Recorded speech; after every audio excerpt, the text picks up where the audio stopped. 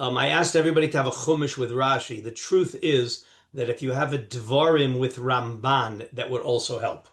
If you have access to a Mikros Gedolos, I forgot to paste in. I quoted. I gave the pasuk in dvarim. It's actually the second source, and then I brought the Gemara and the Shitu Mekubetzes. But there's really a Ramban that we also want to see.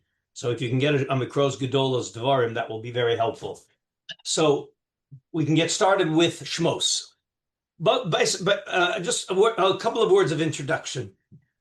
We're choosing this topic, even though like it's almost superfluous to even be talking about this. But somehow or other, this has come on as if there's some question: who do we owe Hakarat Hatov to? Who do we not owe Hakarat Hatov to? So we're going to see the sources and realize how I don't even know what adjective to use, but how egregious it is to even talk about not having Hakarat Hatov to any group or whatever, as we're going to see. So let's start with Shmos. Okay, these are famous psukim. Everybody's heard them, but it's good to see these inside and really lock in the clarity on this sugya. So we're going to start with Shmos Zayin Yud Tes and then Ches Yud Beis. The message is the same with Rashi. These are two psukim with Rashi. So we've got Zayin Yud Tes. This is the beginning of the Makos. Okay, again, everybody has heard this before, but somehow or other it just needs revisiting in the mixed up generation that we're in. Okay, all right, so everybody with me, Zayin Yud Tes, Shmos Zayin Yud Tes. So Vayomer Hashem el Moshe Mor el Aaron Kach matchav udetei yadcha al meimei haMitzrayim al naharosam al yorehem al agmehem ve'al kol mikveh mehem v'yu dam ve'haya dam b'chol eretz Mitzrayim uveitzeim hatzadikim. And Rashi, of course, right away is bothered. The famous Rashi. Why is this? God is telling Moshe to tell Aaron. I mean, in 7 of the 10 Makos, Moshe does it himself. So why here is he telling Aaron? Famous Rashi, says Rashi, Pasuk Yud Tes, Emor el Aaron. What's bothering Rashi? Why Aaron? Lefisha Hegin hayor al Moshe kisheneshlach litocho. When Moshe was a baby, his mother put him in the Yaor, and the Yaor saved his life. Lefikach lo loka al yado, lo bidam, velo bitzvardeim. We'll see in the. I didn't quote this pasuk, but it's coming in the next a few psukim later.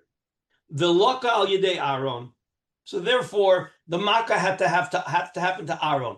So Moshe couldn't do a makkah to turn the Yor into dam because the Yor had saved him. And we have the same idea without it being explicit because it's already obvious in when we get to the Tzvardeya.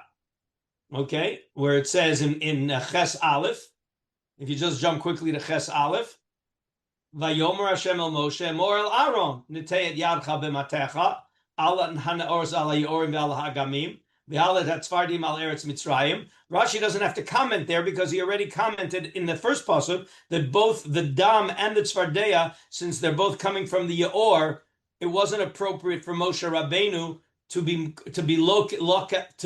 the Yaor, to cause the Yaor to be part of the Makkah, and it's very clear because of the appreciation that Moshe had for the Yaor that it saved his life. And then we jump, if you will, to Ches Yud Beis.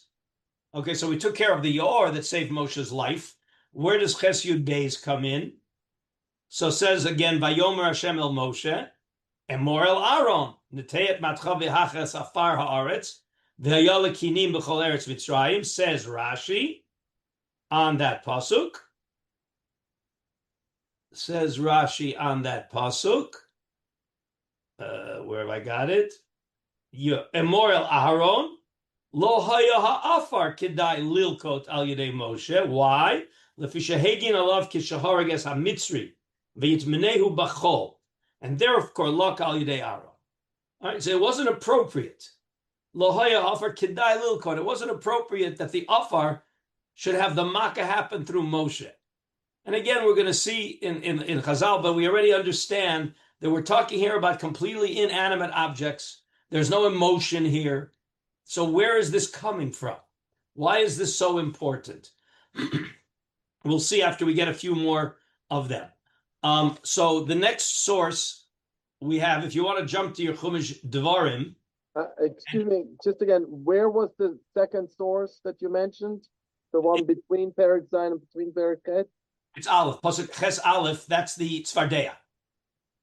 Chet, Aleph, and then Yud Beis. Oh, I see. Ches Aleph is the Tzfardeya. Rashi doesn't say a word there because Rashi already told us by the Dam that the Or was not going to have a Makkah from Moshe, and therefore he says that's why by the Tzfardeya it also says Aaron. Because Rashi didn't comment on Tzfardeya because he already took care of it in his commentary on Dam. Right. Sorry. Yeah.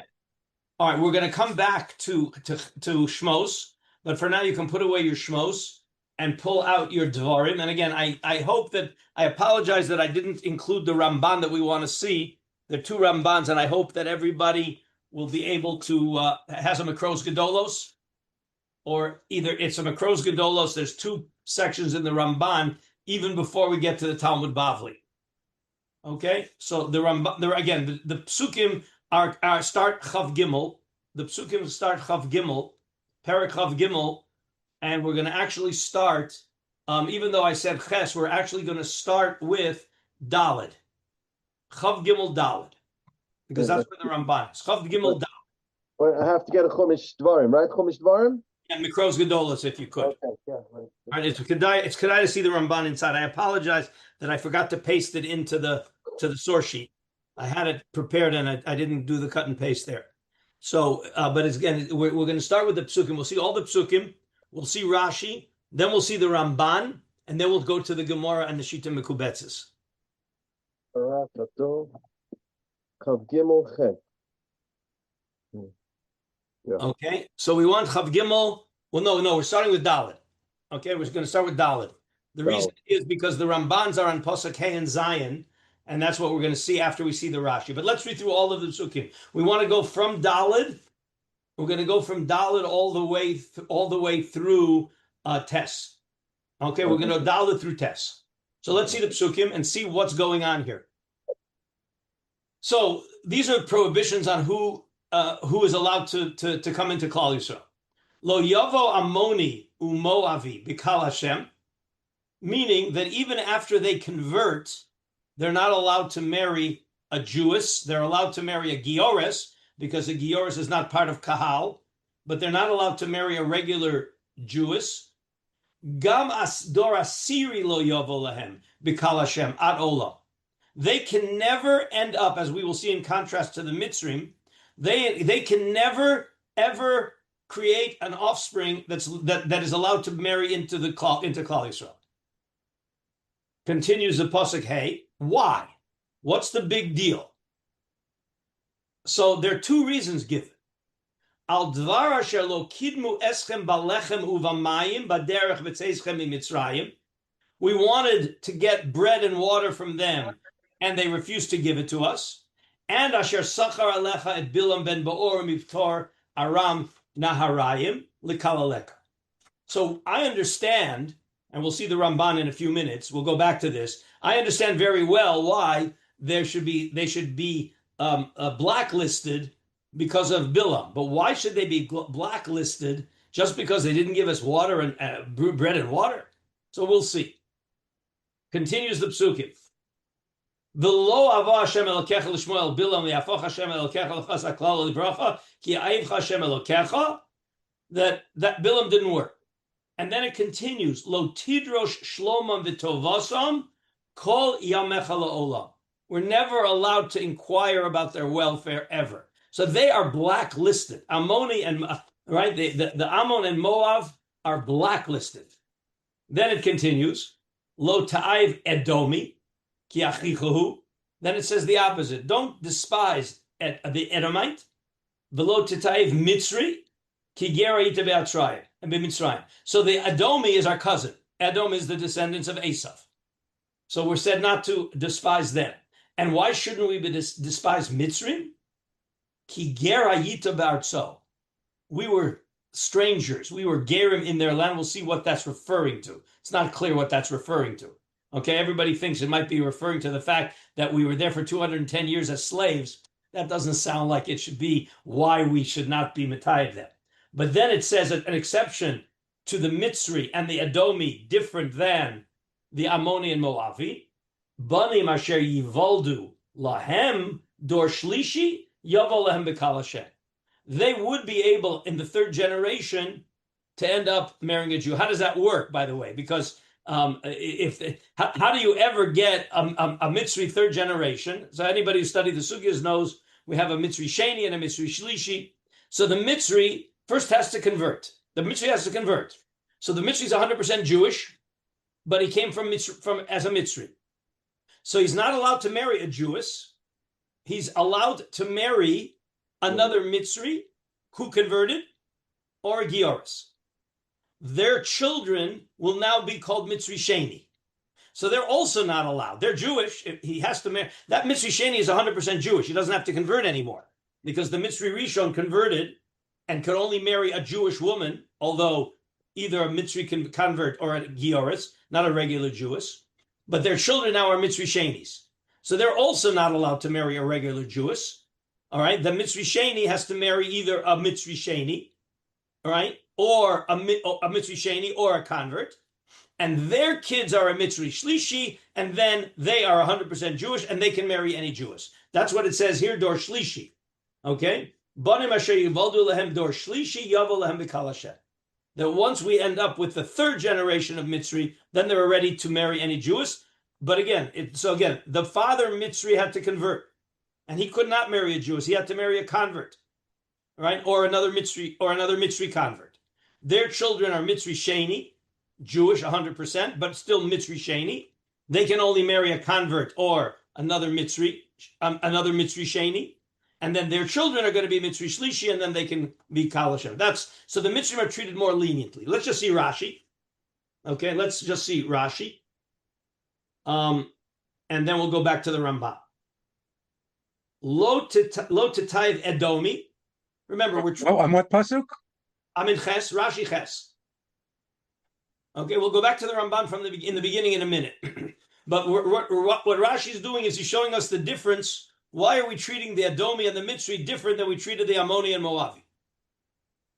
All right, so everybody with Rashi pasuk Ches.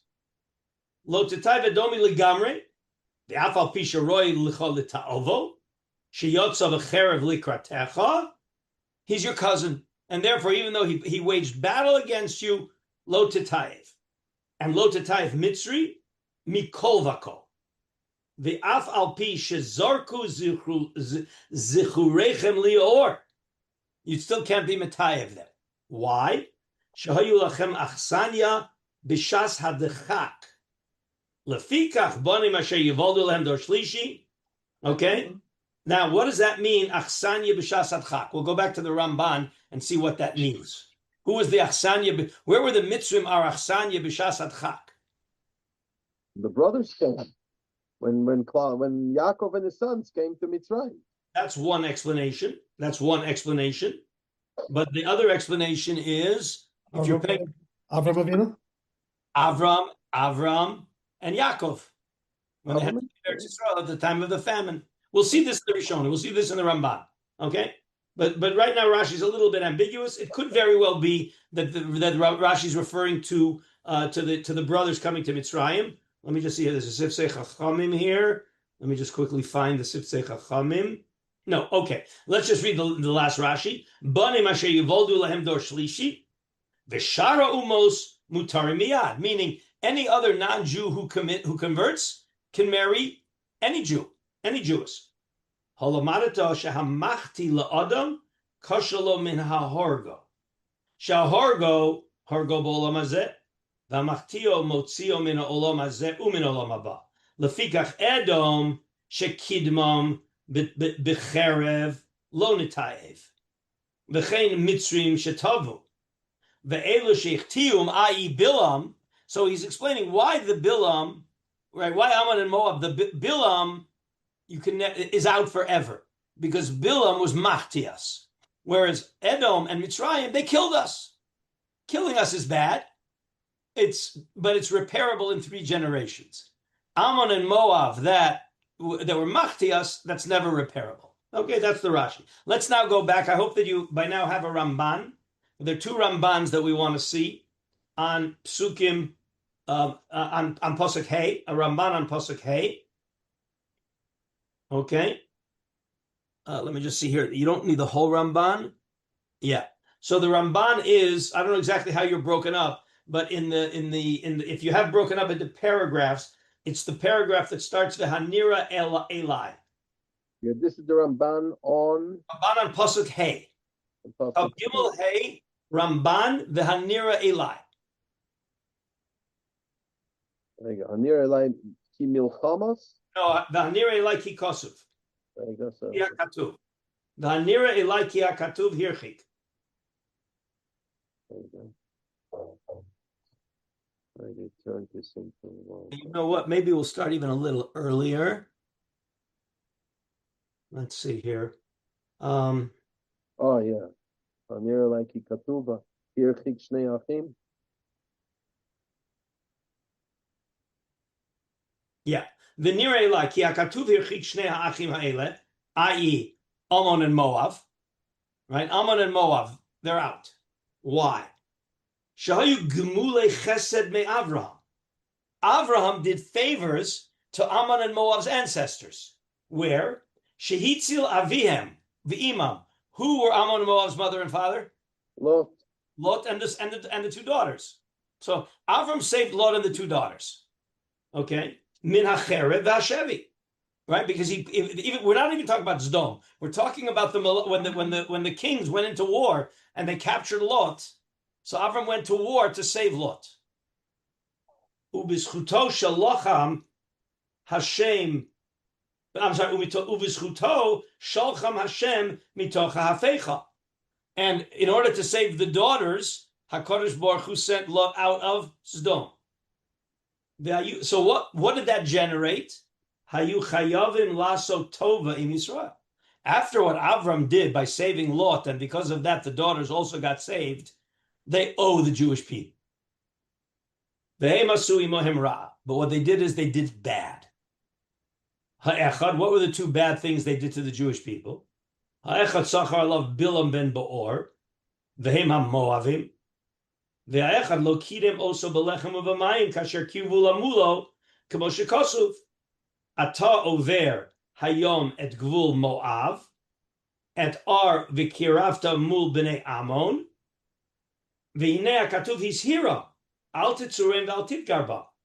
We were warned, don't do battle with them, just pass by, don't do battle.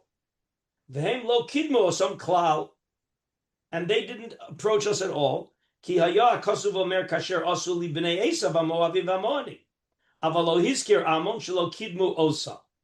So now, what was so terrible about that? V'hinei Ammon hirshia bezeh yoter mikula. Ammon was much worse than anybody else. Why? Ki b'nei Esav v'amoavim kasher yadu shehuzeru Yisrael shelo yidgaru bahem hotziu lechem umayim chutz ligvula.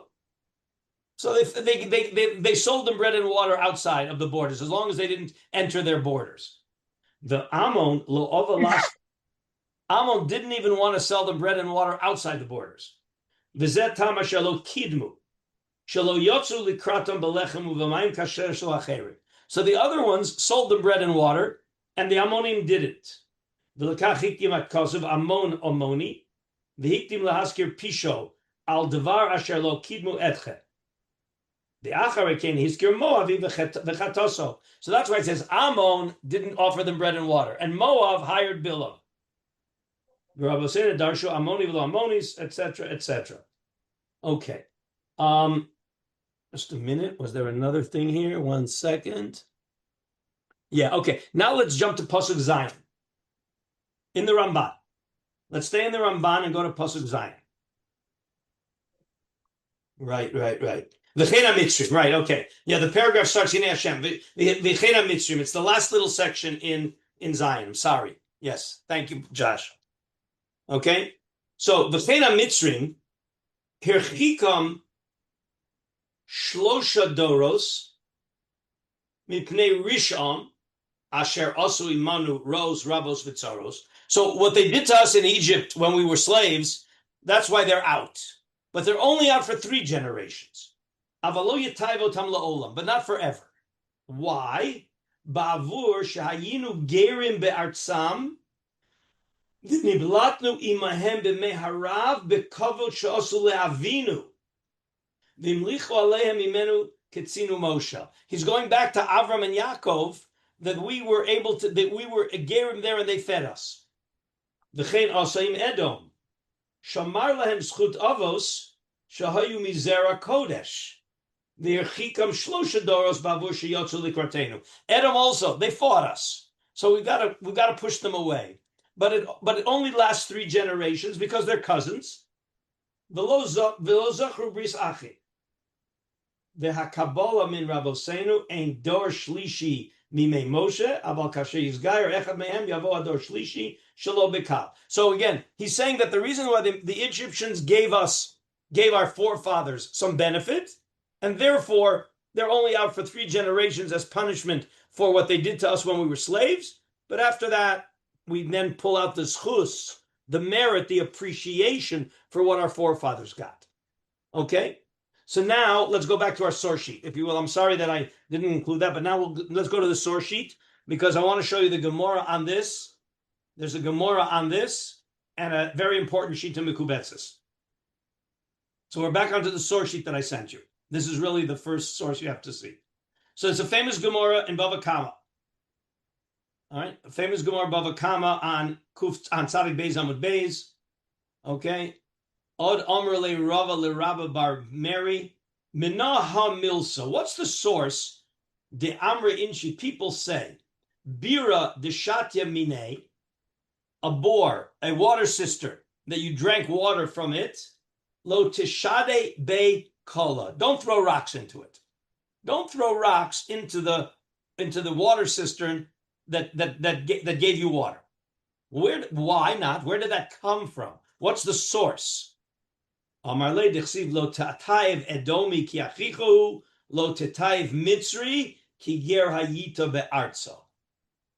So we're comparing the benefit that our forefathers had from Mitzrayim, Avram and Yaakov, to the bore that we drank water from. And it says you don't throw rocks into the bore. You don't do damage to the bore. And therefore we have to show appreciation. And we're going to see that inside in the Shita Mekubetzes, just like you have to show appreciation for the bore. So we have to show appreciation to the Mitzri. Again, we come back to this issue of showing appreciation to inanimate objects. We had it Moshe by the water, by the dust, and now we're seeing it by an inanimate water cistern. Okay, so we're going to try to get a sense why is this so important, and this becomes the foundation really of Hakarat Hatov. Everything else emanates from that. Kosav Rava Meiri. This is a Shita Mekubetzes. He quotes a Meiri, which we have as the Meiri, but it's in the Shita, and there's a lot more, so I didn't bring the Meiri by itself. Kosav Meiri. Af al pi sheroi li zoher shelo levazot shum adam ba'olam. The first thing is, of course, you're not supposed to degrade. You're not supposed to be mevaza another Jew, another human being. It's not appropriate to be mevaza a human being. Mikol makom roi lizar b'zeh tachlit ha'azhara. But there are some people that you have to be super careful not to be mevaza. B'ma shenitkabed bo v'nishtabesh bo, where you had benefit from them. They served you. You had some benefit from them. Shalo yaharer levazoso klal. You have to be super meticulous, not to allow any degradation to come to a person from whom you had benefit. V'chola osa kain yora al pchisus mida. It shows a corruption in your personality. If you got a benefit from somebody and then you are mevaza them, you degrade them, you just push them aside. That shows a corruption in your midos. It's pchisus mida v'signon teva pachos v'nimas. It's a disgusting personality. The derech tzachus amru bir deshati lemine, right? Lo tishdi beikala, meaning you shouldn't throw rocks into any bore, but a bore that you got benefit from, for sure you shouldn't throw rocks. And the Meiri says very strong language about the corruption of the personality of somebody who can't express appreciation to somebody who got a benefit from, and in fact degrades him. It's a corruption in the personality. Okay, ready to go on? Any questions? But this opens the door for what we're going to say when we get to the end of this about why we focus first and foremost on inanimate objects. Okay, then it continues the Shita Mekubetzes. Kosav Talmid Echad Mi Talmidei Harav Yosef. That's the Rimigash. So the Rimigash, one of the Rimigash's Talmidim, wrote the following thing. Muatok Mi Loshon Aravi. He had to copy it over from Arabic. And Omru Besofa Chovel, where he made a comment on the Gemara we just read. Bira Deshati Minelo Tirme Beikala. Pirush. This is the Talmud of the Rimigash. Pirush. Habor Sheshatita Mimenu. Lo tashlich bo even o davar acher kolomar. That's a metaphor. What's the nimshal? Lo tezalzel bo below tigbol oso ra achar shenehenesa mimenu. You can't be zilzul. What's a good English word for zilzul? To denigrate. To denigrate. To be mezalzel. It's the opposite of respect and honor. To disrespect. Disrespect. All right. And certainly lo tigma lo sorah, to pay back something bad after you got benefit from it. V'zeu al derech mashal l'shar dvarim. This is basically representative of many other examples. Shemishu bala adam mimenu eza toelet. You got benefit from somebody. Onena mimenu. You got benefit from him. Okay, you know what? We can make this the bus driver. Did you get benefit from the bus driver? Absolutely, as long as he stopped for you and didn't jerk you around. Okay. Ein roi lo lasot shum maaseh sheyavo lo nezek mimenu. You got to make sure that you don't do anything that causes any damage to this person. And then he kvar eviu sham begemora al inyan zem mashlim uposkim upsukim mishalim upsukim. And the Gemara brings lots of stories about why this isn't supposed to happen. Me'inyan makos mitzrayim. That's already now Moshe. Because Moshe got benefit from the water, you can't do anything damaging to the water. The gilu hasiba shenasu ktsasam al yidei Aaron. And the Gemara tells you that's why Aaron had to be the one to give the makkah. So he's connecting this idea. You got benefit? Yes. You're not allowed to do anything that's detrimental to somebody that got benefit from. Now he gives a story. V'siper Rabbeinu Zal al Rabo Harif she'ira lo inyan zeh. Here's the story. Im ish echad v'lo rotzo ladun oto klal. He got benefit from somebody, and the Rif, of course, was the community judge, and he refused to sit on the court case about this person. But look how extreme this is. He was afraid that if he paskins against him, it will be detrimental, even though it might be al pidin. The nimna ze minia gemura. V'zeshehu zal. Here's the story. Chala v'nichnas etzel adam. It should be echad. Adam echad b'merchatz shahayalo. So the Rif was very sick, and he went into the spa. He went into the bathhouse. He went into the schwitz to get to be healed. V'nishana mehamerchatz anizkar. And he had very much benefit from this bathhouse. Achar kach zimin oso sheyoshav etzlo ad sheyavri v'kibed oso harbe v'oso imo tova v'hivri. The person who owned the bathhouse took care of the Rif, gave him lots of favors, did good for him, and eventually the Rif was healed. Okay, so that's very nice. Uvehemshech hazman, as time went on, Alaishahu mate yado v'yorad min chasav. The guy who helped the Rif and had the bathhouse, he basically went bankrupt. And nishbar be'arvonos v'zulosom, he got all tied up in all kinds of creditors and debts, and he had no money to pay his debts.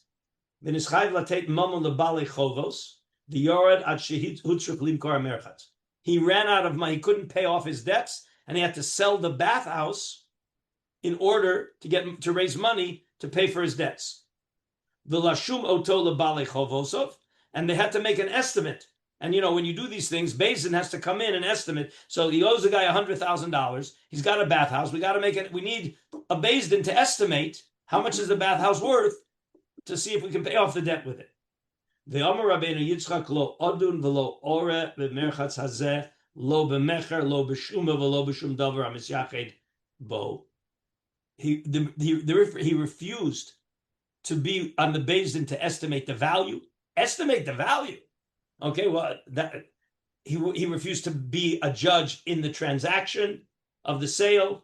He wouldn't have anything to do with anything that was going to basically be a potential negativity towards the owner of the merchatz. It's funny because you would have thought that this is because he'd say, I have a conflict, right? Or I'm an interested party or something. But that's not. The Rif wasn't an interested party, except he had gotten benefit from this bathhouse before. Right. So in other words, judges often recluse themselves from a case, or occasionally recluse themselves from cases when, for whatever reason, this is my brother-in-law, or I own shares in such and such. But here he's just saying, no, the case is totally fine. I'm not prejudiced. I'm just not going to do it because I might say something bad against someone who helped me. No, he might do some damage to the bathhouse. You'll see in a minute that it's something negative for the bathhouse. I see, not the corporation, not sort of the bathhouse company, sort of the bathhouse owner. The owner of the bathhouse, he didn't want to deal with the bathhouse because he got benefit from the bathhouse. Right. This bathhouse has no emotions.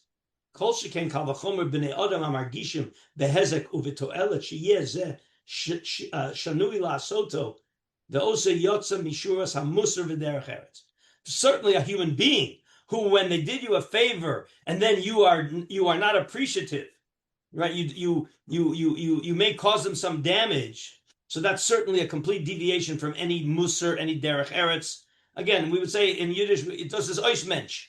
That's not menschlich. You're just enough. Again, it's what he said earlier. It's yotza completely from any musar, any midos. It's a complete corruption of midos. The Omar ve'efshar lefarish kama she'amru lo lidon inish lo leman derachim le. This is what Dan was saying.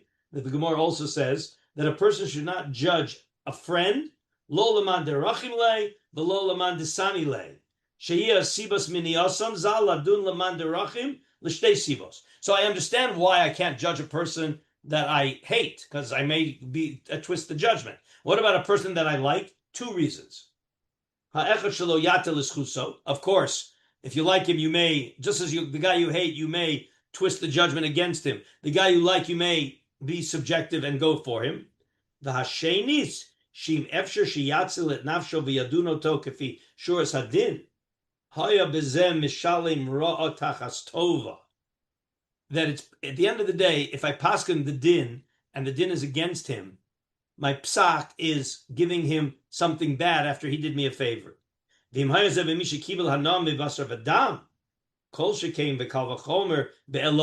making a third step, and this is going to be an important thing.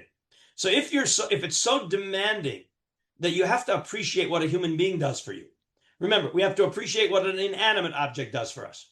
And we have to appreciate what another human being does for us. What about God? What about God? So he says, Kol sheken kal v'chomer be'eloka yizborach shemimenu nishba tov hagamur. God gives you the ultimate good. Sharoi lahodos lo hoda'a gemura v'lo yasa ma sheyaknitenu. We have to appreciate God, we have to acknowledge it, and we have to make sure we don't do anything that's going to upset God. V'lo mashu sonilo, something that God hates, i.e., any averos, or any even misbehavior. Bad midos is also hated by God. So if you have appreciation for God, you don't want to do something that's against God. And Averos is against God, and bad midos is against God. And that's going to take us right to the Aseres HaDibros. So let's open up again your Shmos Chaf. We want to see Shmos Chaf. And here I did quote the Ramban, but first we're going to see Rashi. Shmos Chaf is the beginning of Aseres HaDibros.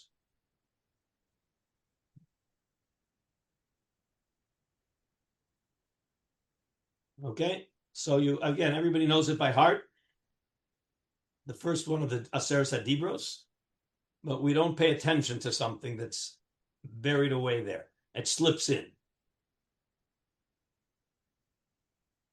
Anochi Hashem Elokecha. Everybody see where I am? Perek Chaf Pasuk Beis. The beginning of Aseret Dibros. Anochi Hashem Elokecha. Asher Hotzeiticha me'eretz Mitzrayim mi'beit avadim. And then it continues, right? Lo yelucha Elohim ha'perim alponai, etc. So Rashi is bothered. The Ramban is bothered. Everybody is bothered. I'm God. Like, what is the fact that he took us out of Egypt? Why is that being brought in here? What does that have to do with anything? You're God. God is God. Wow. Okay, that should be enough. He's God. Says Rashi, Pasuk Beis. Rashi, Pasuk Beis. Asher hotzeiticha me'eretz Mitzrayim, kedai hi hahotza'a, shetihu mishubarim li. That fact that I took you out, so to speak, God is saying, you owe me. That justifies you making a commitment to me, being mishubed. Okay? And we're going to talk about the idea that when somebody does you a favor, there is a dimension of shibud that you owe. All right? And that's one of the reasons why, if you want to know the mentality of a person who is a kfui tov. What's a kfui tov? Hakarat Hatov means I acknowledge the favor. What's kfui tov? A kfui tov is an ingrate.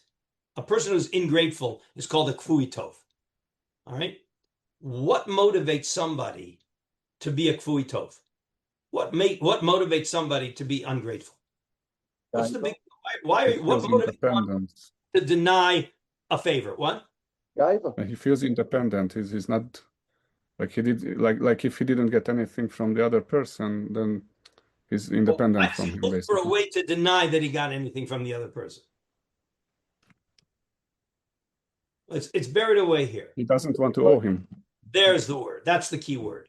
You did me a favor for me. I owe you. I don't want to owe anybody. I don't want to be beholden to anybody. I don't want to owe anybody. And therefore, I create all kinds of excuses, whether it's an entitlement mentality or even worse than an entitlement mentality. You didn't really do it for me. You had an agenda. You've heard this before. Everybody has an agenda. There's no such thing as an altruism. Right? Even, and this is one of the corruptions in Kibbutz Avaim. My parents, they must have had an agenda if they had me as a kid. We talked about this when we did Hilchos Kibbutz Avaim. I owe them. They had an agenda. They brought me into this world for their agenda. I don't owe them appreciation. Maybe they owe me appreciation. Okay, because you don't want to be beholden. You don't want to owe. You don't want to be a bal chov. And what HaKadosh Baruch Hu is saying here is, you owe me. You're meshubed. There's a shibud. Okay, and we're going to see this a little bit more in a couple more of the sources. Let's see the Ramban on this pasuk. So the Ramban, if you don't have a Ramban with you, hopefully you do because you had it from before, but I did include it in the source sheet. Yeah, the Ramban is Perek Chav Pasuk Beis, V'hatam mi beis avod. Okay, the Ramban, it starts Anochi Hashem Elokecha, but then he goes into V'hatam mi beis avodim. Why is the Torah mentioning mi beis avodim? What does that have to do with anything? Okay, so why am I not finding it in? Okay, right. Vatami beis avodim. Everybody see where I am, either in the Ramban or on the source sheet. Vatami beis avodim. Why did the Torah mention beis avodim? Shahayu omdim b'Mitzrayim beveis avodim, shvuyim b'paro. Right, we were slaves. The Omer lahem zeh shehem chayavim sheyeh Hashem agadol v'hanich bar v'nor hazeh lahem le'elokim sheyavduhu. So why do we have to serve God? This is great. Why do we have to serve God? Ki hu pada osa me'avdus Mitzrayim, ketam avdei avadayhem hotzeiti otam me'eretz Mitzrayim. And the Ramban is alluding here to the idea that because God took us out, we owe God to make him our God. We owe God. We're meshubed. That was the lashon of Rashi. We are meshubed. Let's see the Even Ezra on the same pasuk. The Even Ezra is on the source sheet there. That goes to the bottom and onto the top of the next page. The Even Ezra. The Omar Elokecha. Elokecha. Knows what it says. Ani Hashem Elokecha. I'm your God. Asher Otzeiticha. The Ibn Ezra is bothered by the word Elokecha. It should have been Ani Hashem Elokim. So says the Ibn Ezra, Avamar Elokecha, Ki ata chayiv v'avur shehotzeticha mibeis avodim liot li le'evet shetavduni. In other words, because I took you out of Egypt, it is now appropriate that you serve me. V'tia li la'am, I want you to be my nation. V'ani eyeh lecha le'elokim, and that's the idea of Elokecha. I am going to be your God. Not just I am God. I am your God because you're going to serve me and you're going to be my nation. Umoshe Pirze beperik ki yishalcha bincha. When we talk about the four sons asking about why we're doing Avodas Pesach, Kitam hashe'ela loma anu chayavim lasos mitzvos Hashem yoter mikol adam ma avoda hazos. All right, asher tzivcha Hashem elokech.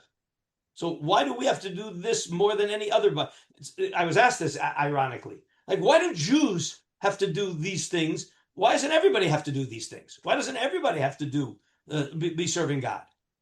Halo bore echad lekulanu. So everybody should have to serve God. Why us? V'hinei hizkir shalosh tshuvos. There are three answers. Ha'echad avadim ayinu lefaro. I hope you're remembering your Pesach Seder. One is avadim ayinu lefaro. V'uasolanu zot hatova hagedola. Al kain anu chayavim lishmor kol ma shetzivanu afilu lo ayunu yodim tam mitzvosav. Meaning, mitzvos that we understand, of course we have to do. What about things we don't understand? But God commanded us to do that. Since he took us out of Egypt, therefore it's appropriate that we serve him. And when you serving him means you do what he says. Okay, and again, that's why it says that Ani Hashem Elokecha asher hotzeticha me'eretz Mitzrayim. Again, the idea here is that our commitment to serve him is really because we are beholden to God because he took us out of Egypt. Okay. All right. Let us now see if we've got our shmos open. Jump to Chaf Beis Lamed. Okay, we want to see the Rashi there, and then there's going to be a Gemara on it. What's Chaf Beis Lamed? Very strange halacha. Very strange halacha. So actually, we have to start with Chaf. Oh, I'm sorry. No, this is. I'm sorry. No. There's going to be something else. Chaf Beis Lamed is let's see all the psukim. Let's start with Chaf Tes. Okay, Chaf Ches. Okay, let's start with Chaf Ches. All right, Chaf Beis Chaf Ches. Meleach chavedim acha lo teacher bechor banecha titenli. We have to give our bechor. That's because of the makas bechoros in Mitzrayim. And then it says Kain taseh l'shorcha litzonecha shivat yamim yeim emo bayom hashmini titnoli. Ve'anshe kodesh tiyun li, ubasar basadeh treifa lo tochelu, lakelev tashlichun oso.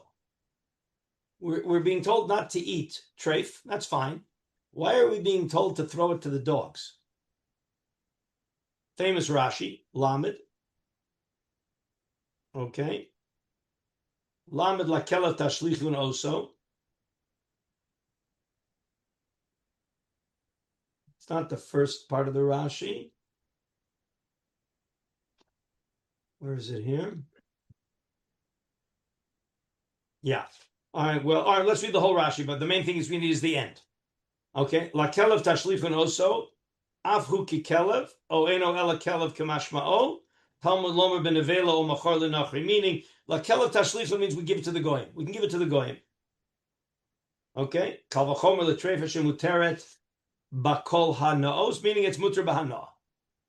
So now we have to say, so if you want to tell me that it's mutter bahana and I'm allowed to give it to the goyim, why did we use this metaphor of la kelev tashlichun oso? Why did we create the metaphor of a kelev? In kein mat Talmud lomer la kelev limeidcha hakasuv she'en hakodesh baruch hu mekapeach schar kol birya. This teaches us that God never shortchanges anybody of the reward that they deserve. What reward does the dogs deserve? Shenemar l'chol b'nei Yisrael lo yechratz kelev l'shono. Omer HaKadosh Baruch Hu tenu lo scharo. The fact that the dogs didn't make a disturbance when the Jews were leaving Egypt, that already entitled them to some reward. Again, you see here how compelling the response has to be to any kind of benefit. The fact that the dogs didn't disturb already gives the Torah is teaching us you have to give benefit. The God, Kodesh Baruch Hu, never shortchanges anybody for their schar. Okay, so that was that pasuk, and then we also have. I'm not finding the pasuk. Everybody knows that there's a din of Peter Chamor. Peter Chamor means that the firstborn donkey, okay, has to be given to the Kohen or exchanged. Okay, and the question is why? Okay, just 1 second. Yeah. So the question is, why is this din of Peter Chamor? That's the Gemara that we have in Bechoros. Everybody see the next source. All right, Amar Rabbi Chanina. Sha'alti Rabbi Eliezer. Everybody see? I'm on the sheet. Oh. Okay, it's after Shmos Chav Beis. Okay, it's the next source. Talmud Bavli Maseches Bechoros. Amar Rabbi Chanina. Sha'alti Rabbi Eliezer beveit Mutva. Beveit Mutva Rava. Ma nishtanu pitre chamorim mi pitre susim u'gemolim. How come there's a din of Peter Chamor that has to be exchanged for a sef with the Kohen, and we don't have the same thing about the firstborn of a horse or a camel? Why the donkey and not the horse and the camel? Amar like Xeris HaKosavi. First of all, you don't ask questions. Xeris HaKosav. But then Od, there's a reason. Shesio Yisrael b'shas yitziasam miMitzrayim. They were the ones who helped the Jews when they left Egypt. How? She'en lecha kol echad ve'echad miYisrael shelo hayu imo tishim chamorim luvim te'unim bikaspam v'zahavam shel Mitzrayim. Remember when the Jews left, vayinatzlu es Mitzrayim, right? Klei kesef, klei zahav u'smolos. They took tons and tons of spoils from the Egyptians. How did they get it out? They didn't have trucks. They didn't have moving vans. They loaded it onto the donkeys. So since the donkeys were the facilitator for the Jews to acquire all of those spoils, therefore there's a special din according to the Bechor of the donkey, of the Chamor, that he has a special status, different than any other non-kosher Bechor. The Bechor animal, the kosher animals, the Bechor has Kedusha. Well, why the donkey? And the donkey, it's a payback. Again, we're talking here about payback, about appreciation for what they did for us in Egypt. Okay? Now we have something else really amazing. Okay, let's... all right, maybe we'll finish with this and save the next one. The next one's really amazing, but this is also amazing. Open up your Shmos Aleph Ches. Open up Yishmos Aleph Ches. So, famous psukim, all right? The famous psukim, everybody knows them. Hayakam melech chadash al Mitzrayim, asher lo yada es Yosef. Vayomer elamo, etc., etc. Says Rabbeinu Bachya. What do you mean, asher lo yada? Uve medrash, asher lo yada es Yosef. Was that so terrible? Look what the medrash says. Kol hakofer b'tovoso shel chaveiro, sofo sheyichbor b'tovoso shel HaKadosh Baruch Hu. When he says lo yada es Yosef, he's denying any need to appreciate Yosef, because Yosef saved the whole country. Lo yada es Yosef. I'm kofer the gratitude we have to Yosef. But that leads you to Kofer b'tovoso shel HaKadosh Baruch Hu. Where do we see that? Where's the connection? Shariksiv asher loda es Yosef. That was the start.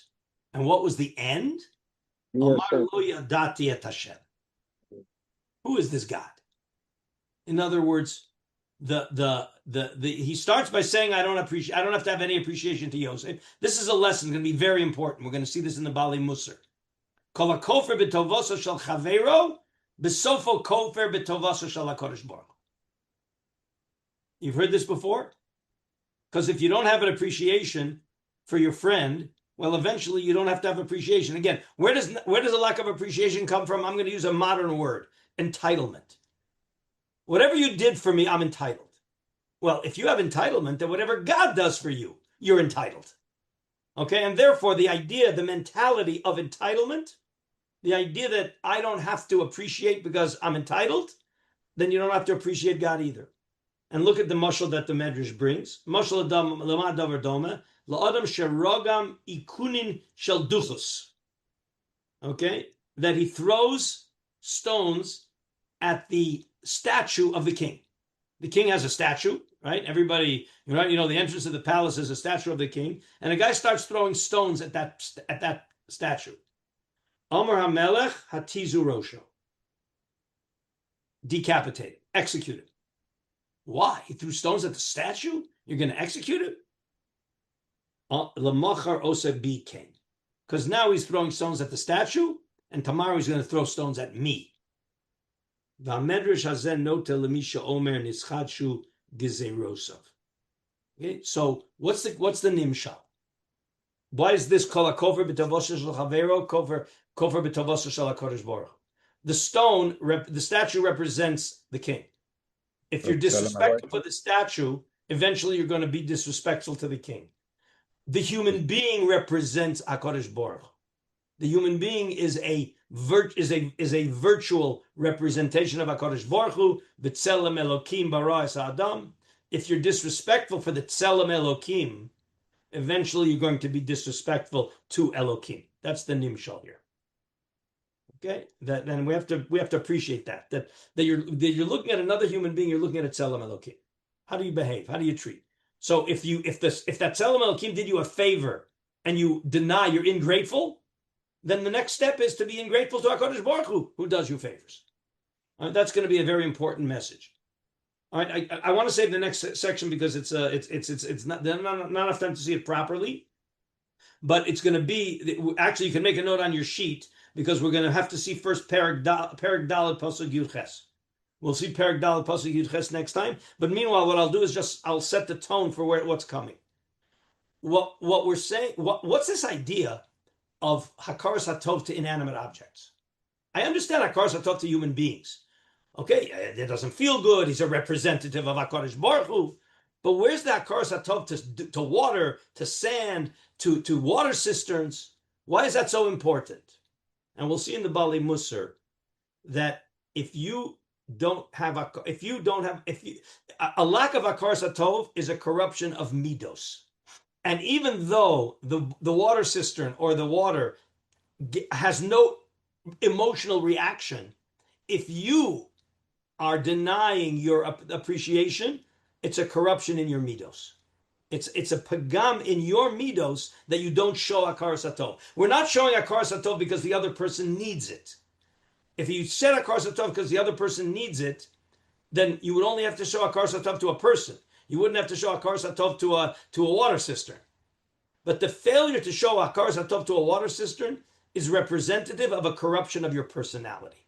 And therefore, when you benefit and don't acknowledge appreciation, it corrupts your personality. And that's why even inanimate objects, we can't just let it go.